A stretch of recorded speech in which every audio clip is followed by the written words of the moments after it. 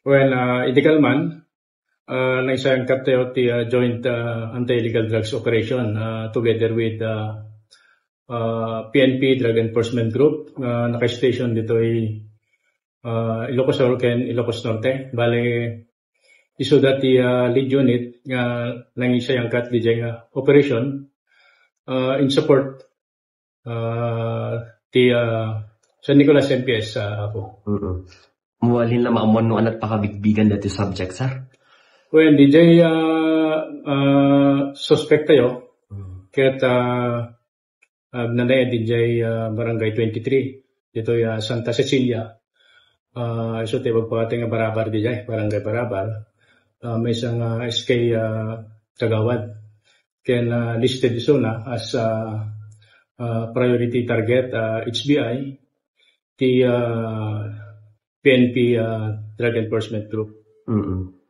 Sir, first time na nga danti kasi nga record ti PNP sir una dati dating record nan sariti illegal drugs. Well, damit monitor tayo kanyanan, dito tiniliw da. When dito yung operation tayo, kahit nag-front, nag-lead, kahit di kito yung taga Drug Enforcement Group tayo. Special Operations Unit, Region 1. Ano ti ana sir ito'y? Aglaklako lang iti legal drugs kung agus usar sir kasi ti ipet-peteng na iti subject is agus usar la ang maang aglaklako sir. Di kalman na kita ti nakatiliwan na.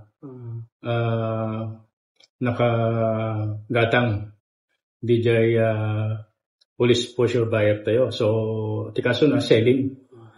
Kaya nadapay na lang another 4 pieces heat sealed sachet aglaon ti shabu. So uli nun 5 ti naalang ebidensya kanya lang shabu.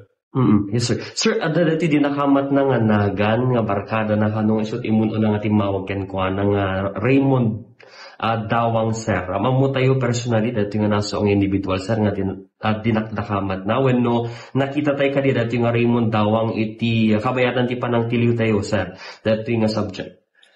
Well, nandiyak tayo baka iba ka ti additional information na yun kasi may pila-pilang tayo kasutuno ka. Well, adada revelation na nga personalities iso ti sasaron na tayong operasyon. Munod na kumpis kargayan kan ko na sir?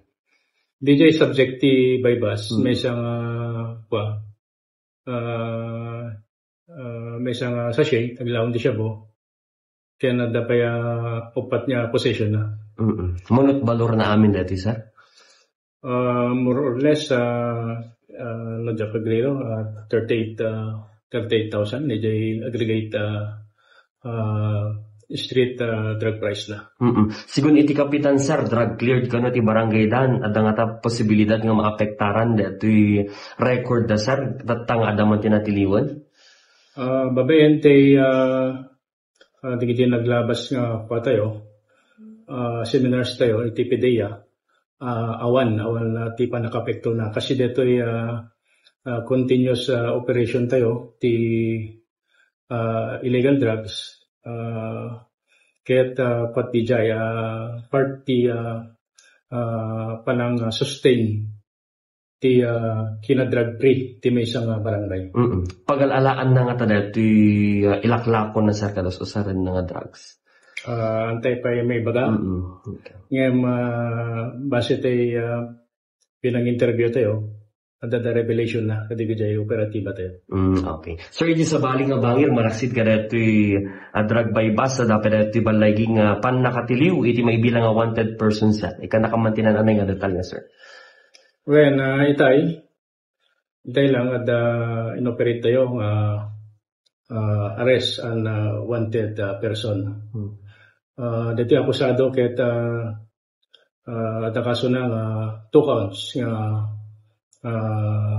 violation of bouncing check law. Babae na ito, sir? Well, na po, babae. Anong barang taga ano, sir?